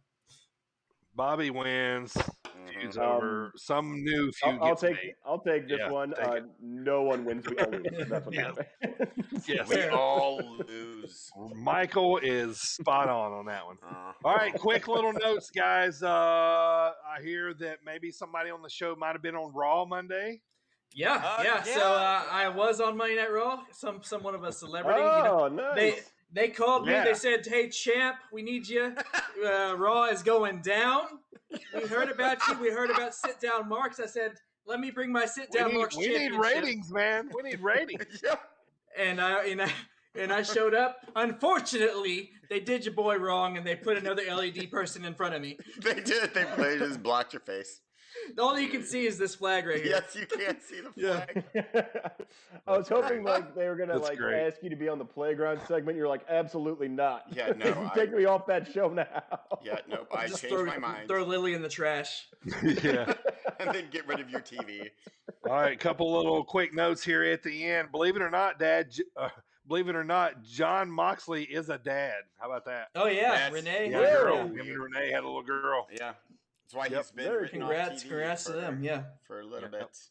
No, last little note here. 2 recent retirees. Leah Rush recently announced retirement. Now it's wrestler retirement, so we're going to take it with a grain of salt. But Leah Rush, and then as of today, just a little while ago, ACH. What was that about? Yeah, I don't know. It's kind of out of nowhere. What happened there? He's been on the independent scene. He was in NXT for a little while, back on the independent scene. Yeah, so we'll see how it goes. But but he announced that earlier, and a lot of people were saying thank you. Honestly, I'm gonna say this real quick. I was at AAW show when ACH won the title for the first time, and it was a very kind of religious experience. It was really cool. You know, it was very emotional. Wrestlers came out, talked. A lot of, not a dry eye in the house. It was very, very, very cool moment there. So best of luck to ACH if he does end up retiring. All right, guys, let's take her home, man. Anybody's favorite champ has changed. Mine's been Omega. I'm gonna stay. Primo and AJ, I think y'all were Roman still. You're Rusev now. Yeah, we've been going back and forth from Miro to Roman. I'm going back to Miro, because I still love Roman, but a rumor we didn't talk about that I don't want to bring up. Don't talk about it. Okay. Because you're gonna make it true. Well, I'll say it, so maybe it won't come true. AJ heard that they might turn Roman face. Yep, there's rumors that they're gonna turn him back. No, Don't read that nonsense. Yep, I've heard that rumor too. Oh, all right. We won't. I told AJ if this comes true, he is grounded from reading rumors. Yes, I can't read rumors. This will be 2 hard ones here. I have to sit in the corner and not read rumors.